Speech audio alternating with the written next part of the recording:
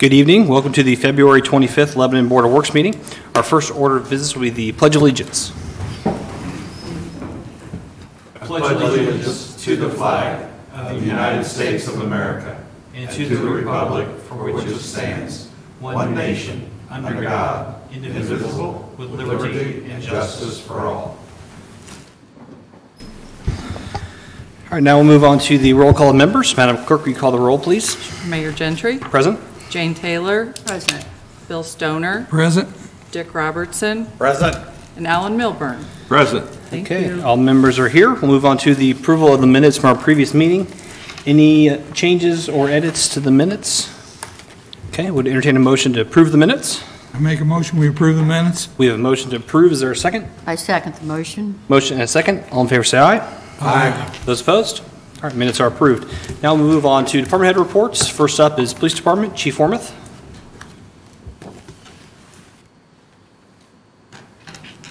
Good evening, everyone. During the period between 2/11 and today's date of 2/25, the Lebanon Police Department responded to 626 calls for service, with a total of 19 citizens being arrested for the following crimes.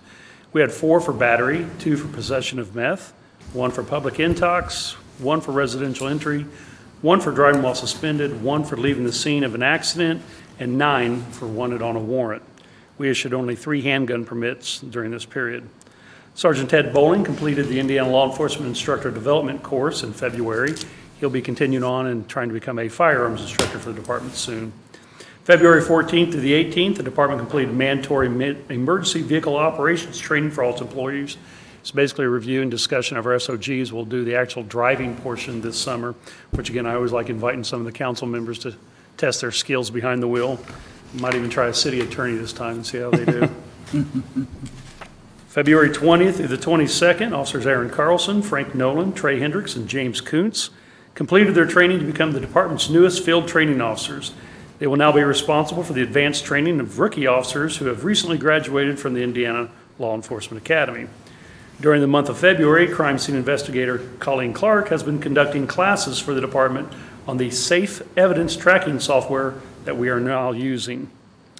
After the completion of the physical agility and the written aptitude test, our current hiring process is down to the top 11 applicants. We're currently awaiting the results and to see how many pass that.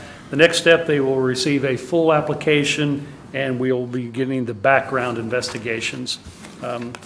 Out of that 11, we have some very qualified people, we believe, this time. And that is all I have. And how many positions do we have open at the moment? We currently have 2 positions open. Very good. Any other questions for Chief Wormuth? Any questions from the public? Okay. Thank you, Chief. Thank you. Next up is Fire Department, Fire Chief Batts.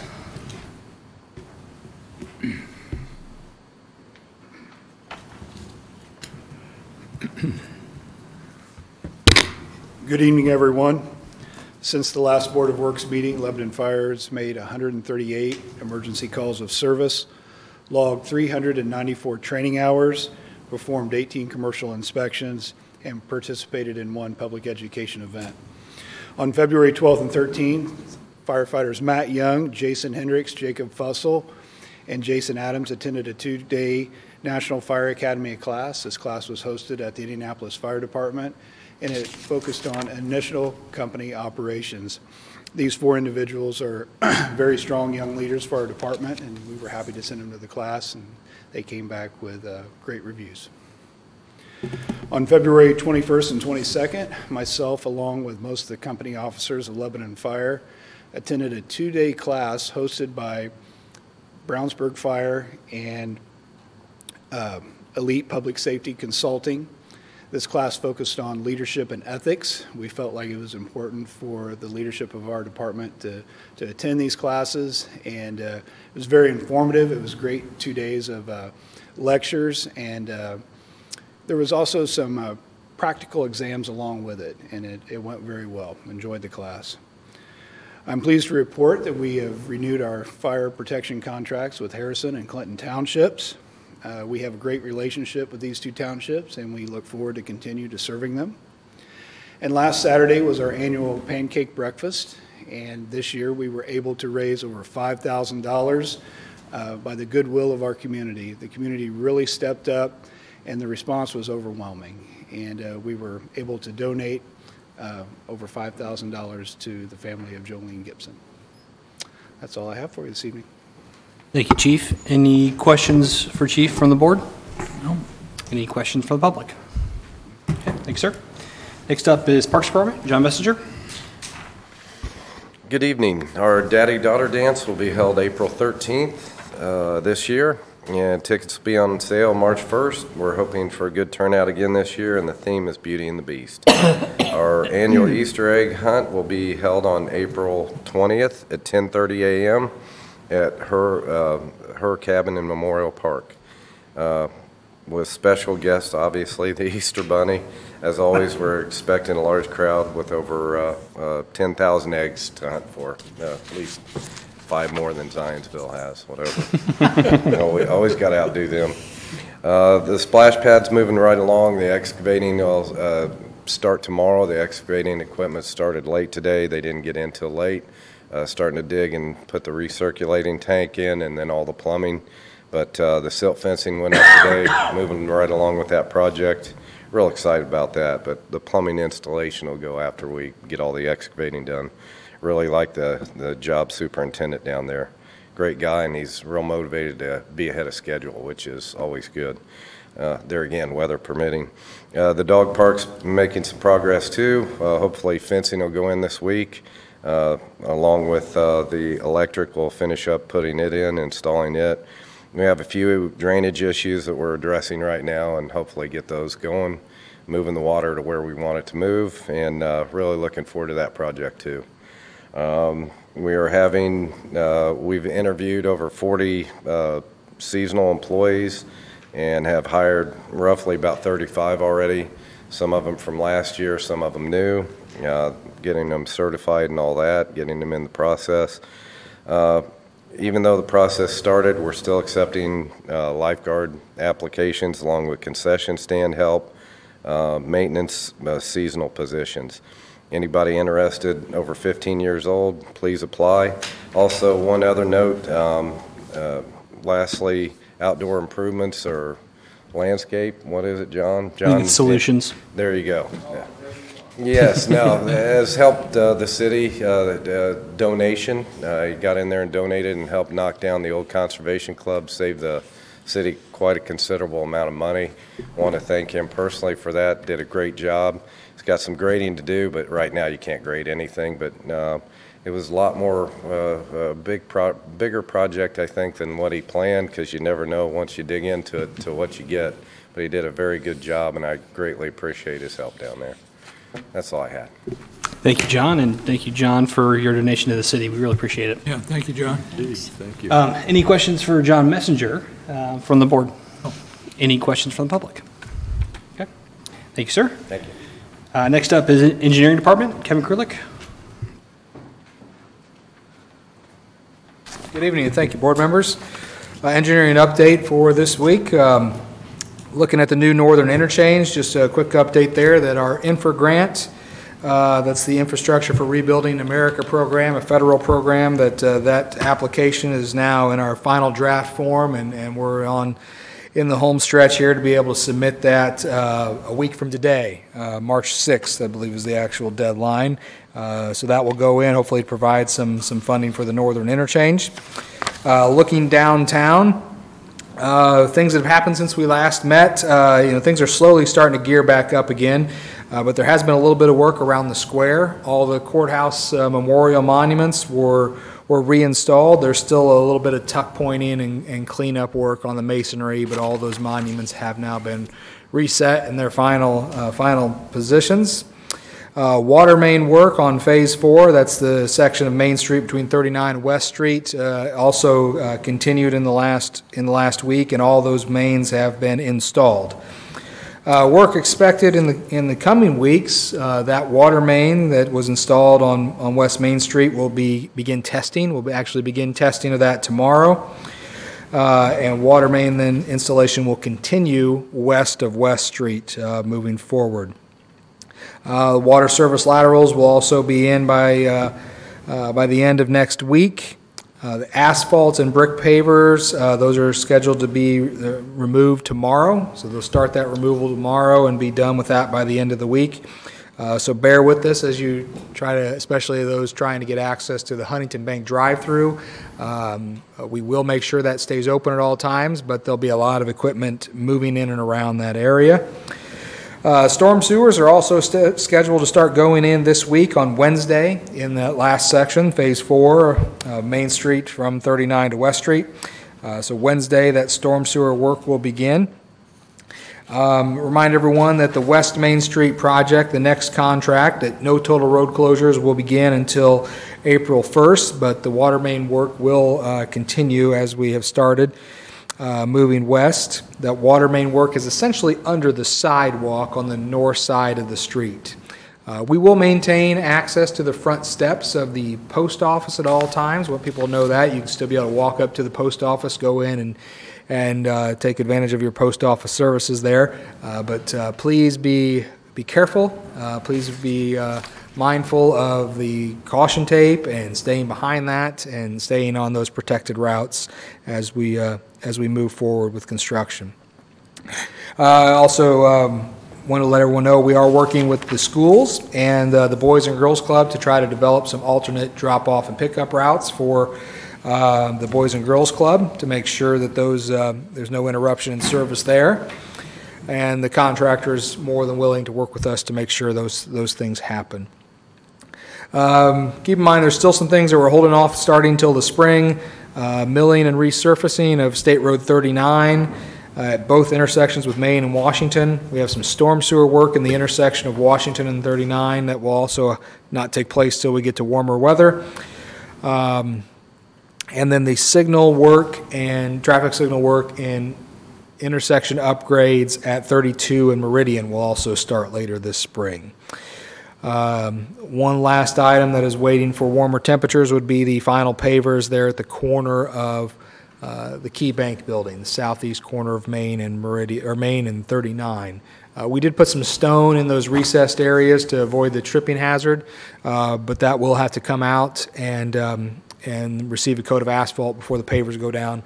And we're hearing some good reports that asphalt plants may be opening up a bit earlier than usual this year, given the number of pothole issues around the Indianapolis metro area. Continue to look for weekly updates from the contractor. Continue to watch the Heart of Lebanon Facebook page for their daily updates. And just remind everyone to continue to support our downtown businesses. Pavement resurfacing plans for the year. No updates really for tonight other than we are still tracking our community crossing grant applications. An award notice is expected sometime in mid-March, so hopefully within the next 2-3 weeks we'll hear about that. We are also preparing for our sidewalk replacement program for the year. So this schedule, this list of projects is still in flux. And there will always be some smaller projects, projects that include trip hazard repairs, projects that would include our resident participation program or cost share program, excuse me, for them to replace their own sidewalks. But some of the larger projects that we are targeting on our sidewalk replacement program would be really sidewalks that are adjacent to and provide safe routes to our schools. So we're looking at Lafayette Avenue, really trying to look at Lafayette Avenue between Hoy up to Campbell Street, from Campbell up to Witt Road, around the corner on Witt Road. There's several gaps in the sidewalk network there, and if we can fill those gaps, then a real large portion of our population coming from the Rolling Meadows, Hickory Meadows, Marley, Clear Vista, Riley Ridge, Daniel Crossing area, all those subdivisions will now be able to walk safely to school on sidewalks. So we're really committed to that area this year, as well as some trail extensions on South Meridian Street, some areas of Williams Street near Central Elementary, and some areas of Grant Street near the middle school. All those areas, as I said, are really focused on providing those safe routes to schools. We are also looking at upgrading a lot of pedestrian protection devices and traffic calming measures around the middle schools and elementary schools as well, particularly looking at where the majority of students have to cross busy streets. So more to come on that. Street Department, Unit price material bids are also being finalized. Those bid packages are scheduled to go out by the end of this week. Indianapolis Avenue Phase 2, we made our city contribution payment to NDOT last week of $464,000 and some change. That will free us up to begin construction on that. That is our portion of the $2.5 million project that the state will undertake with federal funds. Again, work is beginning right now with utility relocation. The road will not be closed until May, and we'll look to wrap up sometime in the early summer of next year. Grant Street, another federal award project. We just received notice late last week from NDOT that we can proceed with our design of that project. So we're beginning to those coordinations with our contractor, Butler, Fairman, and Seifert. More to come in the coming weeks over that. We are also planning to meet with our friends at the county and our friends at NDOT to see how we couldn't coordinate a project with the Prairie Creek Bridge on William Street. The county is scheduled to replace that bridge next year. What we're actually looking to do is to take our section of William Street out of our Grant Street project, add it to their project so that it can be expedited and we only have one road closure on William Street, minimize the impact of Central Elementary. With that, the only real update I have left is Purdue Road School. The 105th annual Purdue Road School Transportation Conference is scheduled for next week. Myself, along with 4 members of our street department, will be attending that. It's a good conference for us to attend. They have a strong technical program as well as a strong design program, as well as a work truck show this year that they've added to the program. So the 5 of us will be attending that conference next week, and happy to report that Purdue waives all fees for municipal employees. So boiler up. Thank you, Kevin. Any questions? Maybe I should have waited to register then. Any questions for Kevin from the board? Any questions from the public? Okay. Thank you, sir. Thank you. All right. Next up is Planning Department. Ben Bontrager. Good evening, board members. Planning Department continues in a little bit of a wintertime slumber, if you will, but we do see some construction work picking up quite a bit. A lot of demo work was happening over the winter, and we're going to see some buildings go vertical this spring. We do continue to do about 20 inspections every couple of weeks, although I do believe that'll start picking up. I know Gary had some requests for some weekend inspections this last week on some big industrial projects, so he does remain busy. We did also issue an additional 20 permits the last couple of weeks, including a couple of industrial permits there as well, so we're going to see a lot of activity in the business park this year, which is great news. On the code enforcement side, we continue to do quite a bit of vehicle inspections to keep track of folks that have junk vehicles or unregistered vehicles, and then also trash and debris is also a big thing we keep track of during the winter time. Obviously, we'll see in the next month or two where the grass and weed complaints start coming back, so we'll keep track of those as well. One last just final update on the comprehensive plan. We did hold our last public open house on Tuesday, February 12th, just last week.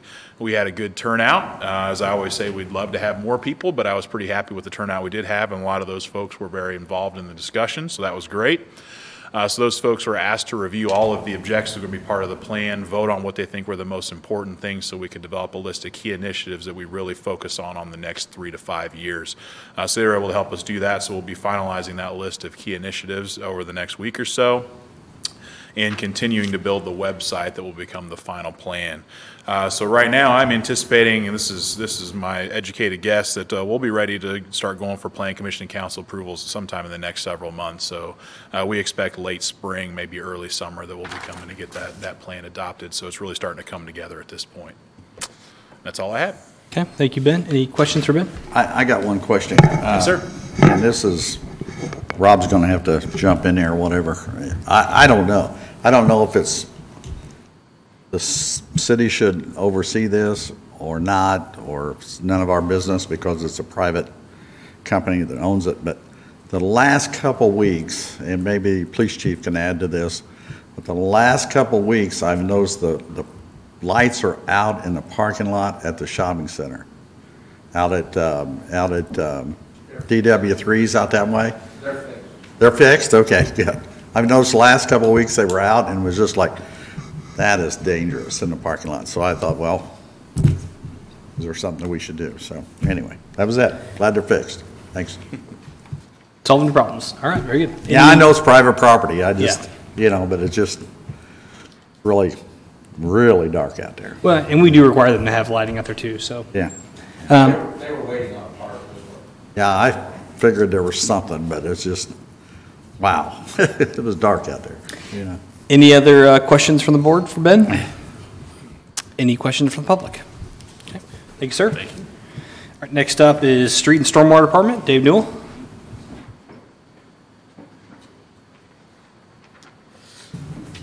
How you doing?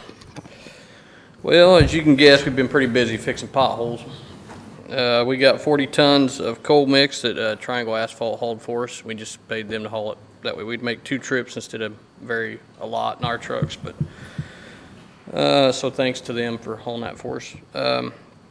We've also been pretty busy with winter still. It has not stopped yet. Maybe it's done now, I don't know. But we've been out 3 times since the last meeting on the 11th, plowing off roads, of course, and checking for ice spots. Since then, we used 22 tons of salt and 28 tons of mixed material. Let's see, we had a pretty busy weekend with the high winds. I think we were out every night. So we did have one tree across Washington Street, which we was able to just shove off the road with the backhoe. The homeowner's going to take care of that. Had a few signs, as the mayor knows, blowing around, some barricades that we had to get a hold of people to fix. We'd like to see Mike Spears get better. He's got surgery the 28th, so hopefully he gets feeling better on us. I was going to say we'll be attending road school, but Kevin beat me to that. So, and we will also, the whole crew will be attending the truck show for 2019. We try to each year go to that, see what's out there, see what benefits our department. So that's all I have.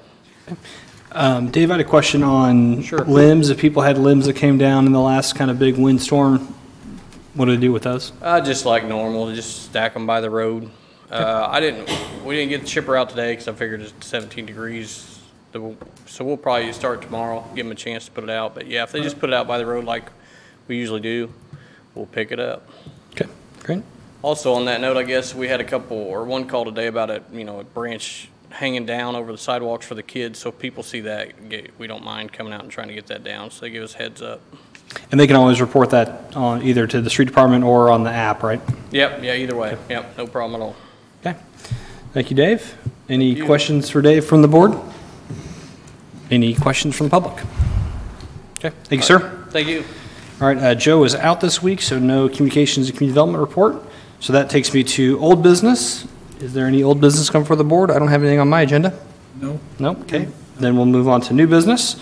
First item I have here, and should be a quick one, is the agreement with the Boone County Clerk, or Boone County Election Board, to provide election services for 2019. This is something we do every 4 years. This is our 4th year. Obviously, we have an election coming up here in May and in November. So we have an agreement that we have been working with the county on. So just looking for, we've already budgeted this in our city council budget. I don't know, Tom, if you remember the details on that? It's about, the 4 years ago, it was about 19,000. This year, we expect it to be maybe $25,000 tops. So it's already been It's in budgeted. our budget. Yeah, so it's already been budgeted. So all we're seeking tonight is just approval from the Board of Works that I can sign on the city's behalf for that. So any questions from the board on that? Good. No, I make a motion that we approve the agreement with the Boone County Clerk's Office to provide election service. Okay. We have a motion to approve the agreement. Is there a second? Second. Motion and a second. All in favor, say aye. Aye. Those opposed? All right, I will sign that and get that to her shortly. Okay, thank you very much. Next is the 69 kV project update. We have Trace Bowles from the electric utility here to explain what's going on there. Yeah, thank you very much. I really appreciate the opportunity. We have an agreement that we need to have signed. It's an application of the right-of-way use for this project. What we've done is we have to move a pole for the Phase 2 of the Indianapolis Avenue project, the city's project. In doing that, we looked at a lot of different ways to do that, and we're going to put a self-supporting steel pole. We can't fit it there. At the same time, we decided to go ahead and relook at rerouting that so we can actually do away with Lau substation, and we can get the 69 kV off of Indianapolis Avenue at that north end. So that's the real reason that we're wanting to do this. We are in the process of getting easements. We have all the information put together. We just need to get it written and get it to them and get it signed. I get a couple of pictures here that I can show you on what the route will be and what it is now and what it will be. And just to clarify for you too, Trace, this is a totally different project than the 69 kV line coming in, the Yes. secondary line. This is the Yes. this is the main line that feeds the city power currently, right? It's actually goes from our stations to our other stations, so it's in our loop. In our loop, okay. Yeah.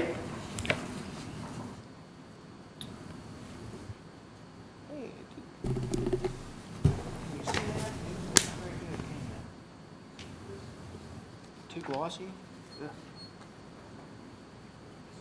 There you go, that's working. Yeah, do it kind of over on that side, that'll work. That's good. Can you rotate it for us? Rotate it? Yeah, there you go. Yeah, that's Perfect. All right. Okay. This is the current line here, coming here, there, and down through here. Lau substation is right here. And then it goes up Indianapolis Avenue, and then goes back into the Duke substation. That's how it is currently.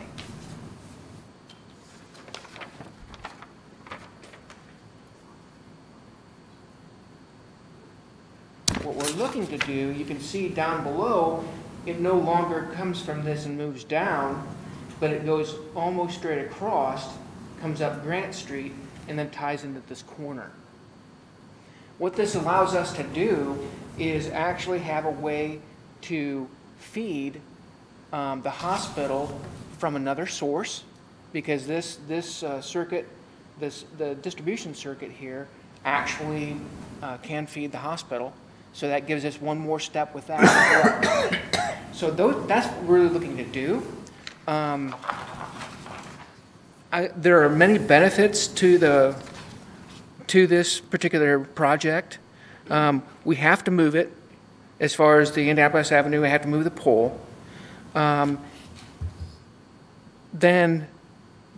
the Lau substation was built in 1971 as a temporary substation. So I think we've gotten our use out of it. It's the only one that has fuses, which is it can single phase and can be an issue, and we'd really like to get that off the system.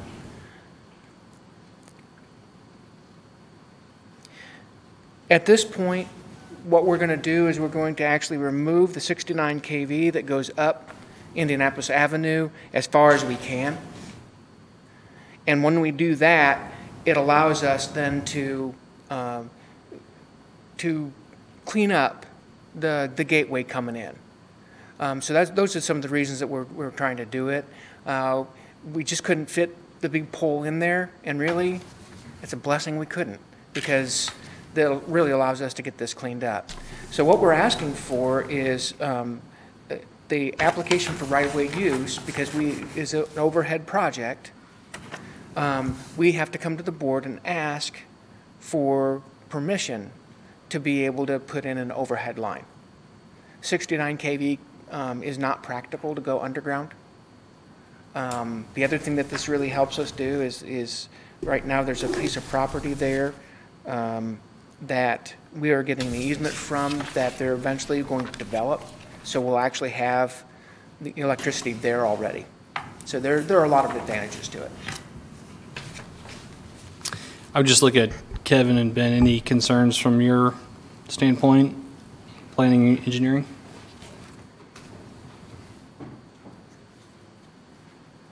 Yeah, I don't think we have any concerns. As Trey said, this cleans up that temporary substation location.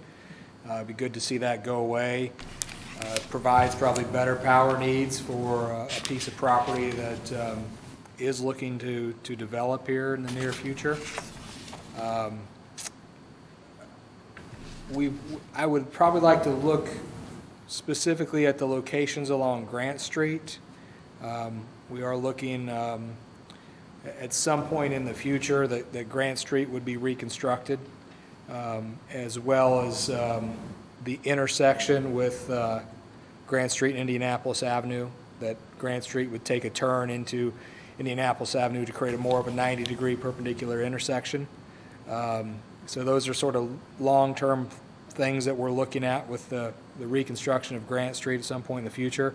So it wouldn't take too much effort just to make sure we understand where the proposed pole locations are and make sure we don't see any conflicts there, either with the Grant Street reconstruction and realignment of the intersection or with the private development of that land northeast of the Casey's General Store. Okay. Trace, you okay with that? Fair enough? Yeah, I sure did. Okay. Just so you know, the pole locations are identical along Grant Street. So we're basically might be moving it 3 or 4 feet so that you can keep the poles there. Our guys are going to lay it out, and then we're going to have a contractor come in and actually do the 69 kV work. It's out. We got all our bid packages together, and they are going out for bid. We have a pre-bid on March 5th, and then within a month, we'll have the bid let. Okay. Any other questions from the board from Trace? My only comment is just to make sure you coordinate with Kevin, make sure it fits with Grant Street, because I'm not sure what the design plans are going to be for Grant Street, but that even the existing poles are there, that doesn't mean those poles may not have to be moved. Sorry? We've had conversations. I'm sure you have, Trace has been great about bringing these options to us. We don't know yet right now exactly what Grant Street's going to look like, so it's going to be a little bit of a shot in the dark here, but I don't think it'd take but a few minutes for us just to sit down and sketch this out on paper, make sure we understand where those conflict points might be, and I think we can. I don't think we'd be asking for any significant adjustment in their plans. We just want to make sure we aren't missing something obvious as we move forward. We can do that. Yeah. Okay. Any other questions? No, I would just make a comment that that Lyle substation has been vulnerable for an accident, something getting into that forever. Right, sir. And we have been very fortunate that has not happened. So from the standpoint of permanently being able to get rid of that, I think that's a great idea. So. Thanks. Okay. Nick Allen? Any other comment from the board? Okay. So this time I would entertain a motion to authorize the Lebanon Utilities to proceed with their 69 kV line rerouting project and granting them authority to install overhead lines within the underground utility district.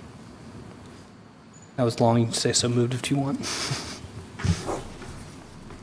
I'll make a motion to approve updating the 69 kV line by rerouting that and putting in overhead facilities and to eliminate the existing Lao substation. Okay. We have a motion to approve. Is there a second? Second. Motion and a second. All in favor say aye. Aye. Those opposed? All right, that's approved. Thank you, Trace. Appreciate it. Appreciate it.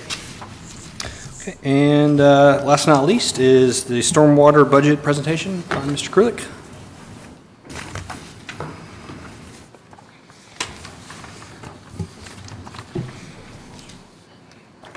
Oh man, you got a couple of let's put that on. I sent this out to everybody earlier today, but you want a copy there. So Mr. Newell and I just wanted to run everybody through what we are forecasting for our stormwater budget for the year. Stormwater is basically a utility operating underneath the city of Lebanon. So this is the budget that we are working off of. A couple of things in terms of funding sources. You know, our stormwater utility is funded through utility bills. Basically, everybody in town pays a fee, residential fee of about $5.25 per month that goes to manage the stormwater utility, and commercial businesses pay what would be an equivalent of a residential fee multiplied by the amount of square footage of that commercial use. So we are funded as a utility. We are funded by utility fees, user fees. We currently collect about $1.3 million a year in those revenues, and you'll see as we get into the budget here that we do maintain a balanced budget. In fact, we're well under balance, and we are accumulating some financial assets on a yearly basis that are stored up and used for larger stormwater projects. Most recently, projects like the East Street project from a year ago. We're also saving money up to participate in the Grant Street project as we move forward. So that's where we're at. As you can see, we'll jump over to our budget. Resources carried through from last year is just over $2 million. So that's what we have basically in our operating account. We carry some other accounts that have funds in them. We have a bond fund that has a little over $700,000 in it, or excuse me, a capital fund that has a little over $700,000 in it. From time to time, as that capital fund gets low, we will transfer money from our operating fund into that and then use that capital fund for various construction projects. We also have one other fund, and that is our regional detention fund. Currently, we've got our first deposit into that. I believe it's around $235,000. And so those funds are used for the express purpose of building regional detention facilities. So that fee is from the fine folks at D.S. Smith, associated with their development in the business park. We've also got another fee. Actually, we're over that. We're about $275,000 because we've got another fee that we've collected from the Festool expansion. So we will be working with our consultants and land brokers to begin construction on the next regional detention pond, which is tentatively looking at the area next to the trail north of 32, kind of in the wooded floodplain area, just north of 32 there, south of the trail. So we'll be currently developing that project and be announcing that here in the coming weeks. But back to the budget. Keep in mind, there's $2 million in the account, but we collect about $1.3 million a year. And you'll see as we go through this, we're forecasting total expenses, not to exceed $1,084,000, almost $85,000.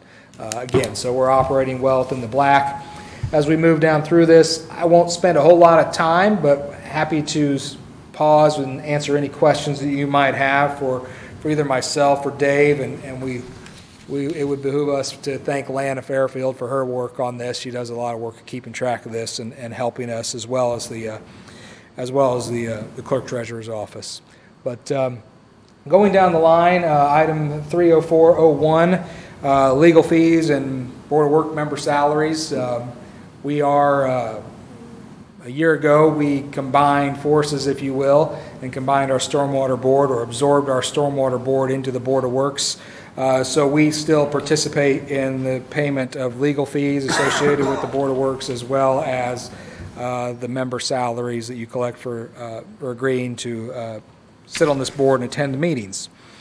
MS4 expenses, those are expenses for our MS4 coordinators and consultants. Those are the people that help us maintain basically our public license, if you will, to operate a stormwater utility. So those are what those fees are there for. There's lots of annual reporting that we have to do, lots of quarterly reporting that we do, and we use consultants to do the majority of that work. Moving on down, consulting fees, $190,000. That primarily goes to construction plan reviews. So any review, any new development that comes in, any construction plans that are filed, we have a contract with Christopher Burke, and they review those for compliance with our stormwater detention and stormwater quality ordinances. We do try to recoup all that costs by fees that we charge to those developers at the time they pull building permits, but we keep that line in there to pay for those consulting services. And then we move to account 354, and there's a series of line items there that basically cover the operations and maintenance of this department.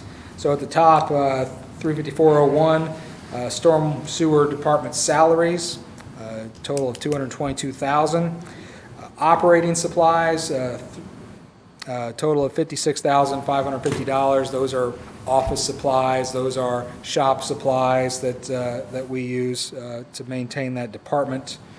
Vehicular operations, now with most of our vehicles being leased, we don't need a lot of vehicular operation and maintenance budget, but we do keep $1,000 for miscellaneous incidents that may come up. $1,250 for training. There, the next line is our $15,000 a year in vehicle lease payments that the Stormwater Department pays.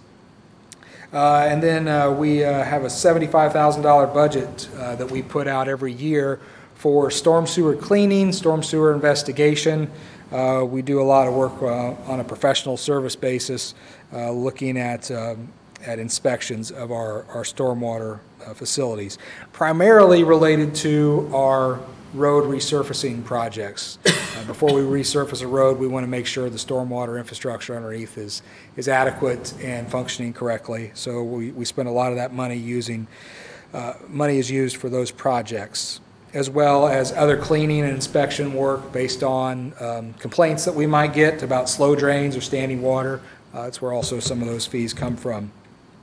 And then 354-27, $200,000. This is basically all of our construction materials for any repairs or upgrades that we might have to do throughout the year. So that's to pay for stone, for concrete, for new curbs, for any pipes or inlets that we might have to buy and install, or if in the instance where that construction project is too complex for us, we will also work with contractors for those efforts as well. So you can see there our total expenses, $784,000. That's coming out of our operating lines. And we fall down into our capital lines. Capital expense, again, is also for stormwater, storm sewer repairs. These are just more on a planned basis. As we were trying to develop programs to systematically upgrade and maintain our manhole systems throughout the city. So that's where capital expenses come into play there, as well as new equipment. This year we're going to purchase some excavating equipment so we can be, we are able to self-perform more work and don't have to use contractors for some of the larger projects. So that's what that $100,000 line is there, for a total of capital expenses of $300,000. Again, for the total of roughly $85,000 that we are projecting as our yearly budget for the year. Okay, thank you, Kevin. Any questions for Kevin concerning the budget? I got a couple, Mayor. Go Dick. Kevin, we've talked in the past, and maybe you guys have, and I don't know, and that'll be fine. In the past, of creating asset management plan for all the stormwater and the structures and lines and so forth. Is that still a consideration? Have we started any of that, or what's the future plans for that? It's definitely a consideration, definitely a priority for us to develop that. And I think I think this is the year where we can really make some real headway on that. We've got a full staff now. Mr. Newell is the street and stormwater superintendent for us. Tom Brown is a full-time employee in our stormwater department, and we now have a new technician, Billy. I'm sorry, I'm forgetting his last name. Just came to us from the Parks Department. Is now also Billy Summers is also a full-time stormwater department employee. So we have we have 2.5 full-time stormwater employees. So we're getting to the point now where we can no longer just be reactive, and we can start to be more proactive in developing those plans. So that is the goal for this year, that we have that plan put into place, and hopefully begin to utilize that plan as we go into the If we can get that and attach months. that to our GIS system, would really be a big help. Exactly. The other question I have is State Road 39 relinquished to us. Yes. Are we, or can we ask the state to inspect all their lines and give us a video of all their lines to make sure we know what we've got, what they're giving to us? Well, I can answer. those aren't. Yeah, Yeah. those aren't. Go ahead. All the state takes care of is the structures. The pipes are ours. Well, what about the pipes that go across 39? They're not ours. Everything underground's ours. The underground, They're just- ours going across the in-state Yeah, right away? they just take care of the structure. I don't believe Yeah. that. We quite frequently are contacted by the state to fix a pipe under State Road 39. Yeah, basically, it's the casting, the inlets are theirs, the sewers are ours. Wow. Yeah, I was surprised by that, too. but Wow. I find that awfully hard, but I think I want them to show me where that is. Somebody states that We is can, ours. we can get that documentation. Get that document for me, will you? I just find that very hard to believe. But anyway, I guess the question was then, are we going to take a look at those before we take those, so we can determine at least the box structures themselves are in great condition before we take those things over? Yeah, absolutely. When we get to that point of relinquishment and relinquishment negotiations with the state, we're going to need to look at that entire right-of-way and making sure that whatever we're taking over is up to our standards, or it's brought up to our standards, or we are compensated for bringing that up to standards. So that's a process we haven't started yet. We've had those preliminary conversations with the state about relinquishment. It seems as though there is interest in doing that, but obviously there's a lot more legwork that would have to be done before we would actually accept the right-of-way. I just want to make sure we know what we're getting underneath the road, you know? Well, in order for us to relinquish it too, we would need the northern interchange to be built. Do what? In order for us to relinquish to take 39 over, we would need the northern interchange to be built. and moved. So that's maybe a ways down the road. The 39 relinquishment is a non-starter if there's not a new northern interchange and a route for 39 around the city. Sure, I understand. I understand. Any other questions for Kevin from the board? That's all I have. Thanks, guys. Any questions from the public? Okay.